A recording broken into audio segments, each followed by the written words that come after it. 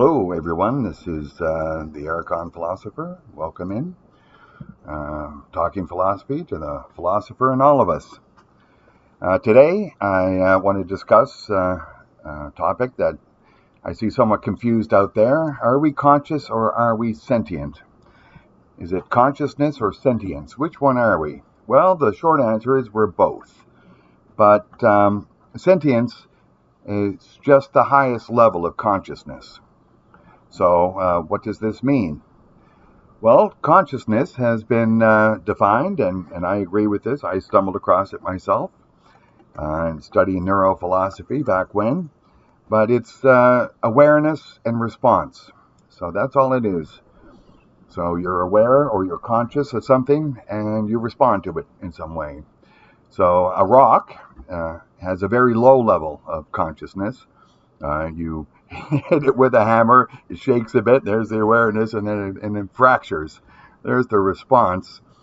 And we move on up, and plants, like a tree, has a good awareness system in its roots and its leaves and branches, and it responds by signaling itself and gaining resources it needs to grow. In a windstorm, it might lose a branch to save the tree. So we have a more sophisticated response. And animals are, again, higher up this ladder of consciousness. And let me put on the, I have a slideshow here. Put on the slideshow. Whoops, that's me. There we are. So, trees are one thing, but animals are something else. They have action, they can move, they can come and go, so their awareness and response is much more sophisticated. And finally, we'll get to sentience, and then we'll maybe move back. But sentience is a fourfold issue. Now, you can look it up online, and I don't think the definition's been fully set, but I'm looking at sentience as awareness. So first of all, you're aware of things. Then you're aware of being aware. You look in the mirror or something. You know you're here, and that's it. Then you're aware of being aware, unlimited. So you can picture yourself up in the corner, looking down at yourself, looking in the mirror, and you can do that. And you can then put yourself in another corner, looking at that corner, looking down. I don't advise this, but you can do this unlimited. So there's a transcendence, there's a flexibility in who we perceive ourselves to be perceiving the world. And finally, for sentience, we can communicate this or anything else, and we can communicate it creatively. In fact, so creatively we can turn it upside down on its head. We can lie about it for some reason or no reason at all. We can just have fun with this communication. And we communicate in symbolic structures.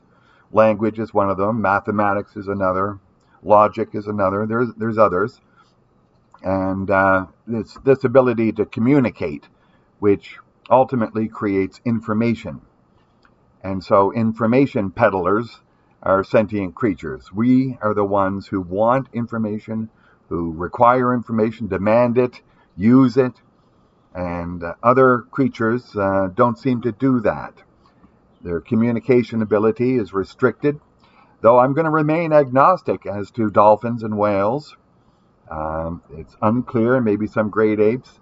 It's unclear to the extent to which they are able to communicate creatively. There's instinctual communication, but this is a different thing than fully creative. And so the title of my book, just down below there, The Procession of Sentience. And so I came upon the realization that the world, our shared lived-in world, is a back and forth.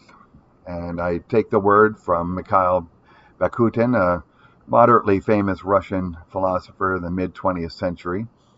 And he used the word carnivalization. And so the world is somewhat like a carnival where you have the parade and then you have the audience, the spectators. And really, you cannot have a carnival parade without the spectators. So, and the spectators would not be spectators of a carnival parade without the parade. And so it's a back and forth.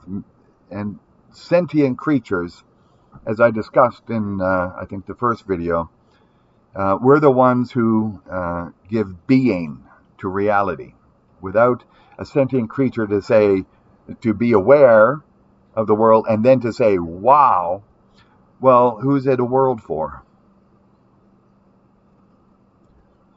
Who's it a world for?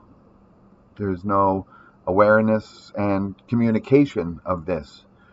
There may be some instinctual response, but really there's no meaning in that. There's no information. And it appears as though to have being of reality, that you have to have a sentient creature to speak about this. And so in the procession of sentience, I review the originary collapse of the universal wave function by a sentient creature who has information in the time A position of the delayed choice experiment, and who collapses that universal wave function originarily. What a word, originarily. Anyway, we move from that into where we are now. We're in this collapse of a universal wave function, but our sentience, even though it is creative, both of the lived-in world and of our impressions and reactions to it, we can't just go around changing stuff. We cannot recollapse a wave function that's already been collapsed for other people. This goes back to the earliest Copenhagen interpretation experiments, where the collapse of the wave function is irreversible. So while there is a mutual back and forth, it's not anything that you can just do. So you can't be walking down the street and see a tree and change it into an automobile. You just cannot recollapse a wave function that's already been collapsed. If we could do that, this world would be completely unstable.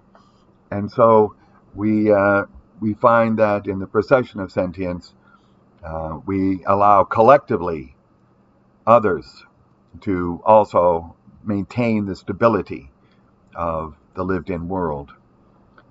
And while it appears as though, given the Born rule, the Schrödinger equation, that we have free particles floating out that just, due to the probability of going into a superposition, they're free all around the place, little particles here and there. And so we look out there and we just see sort of what it is, and we just assume it's going to be in the background, whatever it is. So a free particle next to a tree just becomes the tree. A free particle in the ocean just becomes part of the ocean. But we do stabilize our field of experience in an interplay between the sentient creature and the shared lived-in world. We're all participants in this carnivalization of reality. Individually, subjectively, you can change your own view on things. You can change who you are. The existentialist said you can wake up every morning and decide who you're going to be, and that's true. But for the shared lived-in world, we have to have stability to allow for sustainability. And on a final note, as I end this short video, I think they're going to be short from now on, we want to look at the fact that we may not be the only sentient creatures in the universe. In fact, there's lots of evidence that we're not, and in fact, lots of evidence that we're not here on Earth. And so the job of maintaining the stability of Earth may not be fully in our hands, although we are certainly equal participants if we had equal knowledge of what's really going on.